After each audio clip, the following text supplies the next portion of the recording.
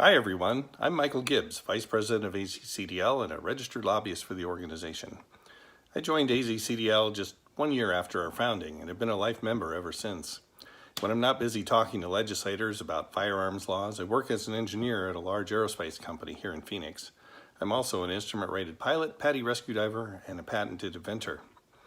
This is the first time since I joined AzCDL that I haven't attended the annual meeting in person.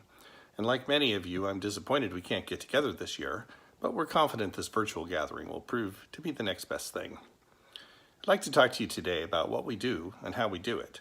I'm sure that many of you are aware that Guns and Ammo magazine has rated Arizona the best state in the union for our firearms laws for the last half-dozen years running. That kind of distinction doesn't happen by accident. It takes a lot of hard work by people that are dedicated to maintaining our rights to keep and bear arms. Guys like Dave Kopp make it look easy, but it's not. Each year, legislators of the state capitol introduce several thousand bills. Most will never see the light of day, but it still takes a lot of time and effort to sort through them all and identify those that will benefit gun owners and those that will impair our right to keep and bear arms. I use the word impair because it's easy to forget that in addition to the Second Amendment prohibition on laws that infringe on our rights at the national level, the state constitution in Article 2, Section 26 uses the word impair when it prohibits the government from interfering with our gun rights as well. The path the bill takes to the governor's desk is an arduous one, as it should be. The first step is a committee assignment. Leadership in either chamber of the legislature can snuff a bill simply by deciding not to assign it to a committee. Or they can assign it to too many committees, knowing that it will never make it through the entire process in the allotted time. Both methods mean the bill is dead on arrival. Once assigned to a committee or two, the committee chair has another opportunity to kill it by failing to place it on the calendar to be heard by the committee. Even if the chair places the bill on the calendar, the committee itself can decide to vote for or against the bill when it's heard. Unless the bill receives a due pass recommendation from the committee, it's dead in the water. Before any hearing of a bill that's important to us, Dave and I and our allies at the Capitol will already have met with the committee members beforehand to make our case and line up support or opposition to the measure as needed. When you attend a committee meeting to speak on a bill or use the RTS system to provide comments on it, you are amplifying AzCDL's voice. In addition to the committee or two with responsibility for the bill's general topic, it must also survive review by the Rules Committee. Unlike other committees, Rules has only one job, to determine if the bill complies with the state constitution and any relevant statutes. While public comment is permitted in other committee hearings, the Rules Committee meets with its members only.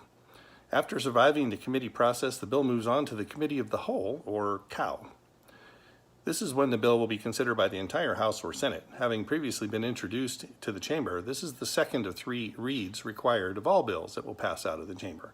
The third read gives the entire body its chance to vote on the bill. Bills that pass third read are then sent to the other chamber where the process starts all over again. If the other chamber ultimately passes the bill in its original form, it will go to the governor's desk where it will be signed, allowed to pass without the governor's signature, or vetoed. If the other chamber amended the bill at any point in the process, it'll be remanded to a conference committee made up of members of both chambers to reconcile the differences between the two versions. As you can see, getting a piece of legislation through the entire process is like walking a minefield. At any step along the way, the bill can be torpedoed. Then, of course, you have to get the governor to sign it. What makes it possible to get a bill to the goal line is you. We need gun-friendly legislators to introduce our bills. We need gun-friendly leadership in both chambers to get our bills assigned to committees. We need gun-friendly committee chairs to move the bills, and we need a gun-friendly governor to sign them. Your votes put those people in place. Your letters and phone calls soften resistance and push our legislators in the right direction. Your comments, either in person at a committee hearing or through the RTS system, become part of the formal record and can make the difference required for a bill to move forward. Just as important as passing good bills is blocking bad ones. As you can see, there are a lot of opportunities along the way to derail a stupid idea, and every session we spend a lot of time doing just that. Your help makes this possible too. When a legislator is doing the wrong thing, and you drop 15,000 emails or calls on his or her office, they will call Dave up and say, "What will it take to make it stop?" The bottom line is that we're all in this together. It doesn't matter how well we lobby. We need your support to make good things happen and prevent bad things from becoming law. Cast your ballot. Make those phone calls to your representatives. Click the button in those emails you receive from us and deluge your legislators with the right message. Flex your muscle.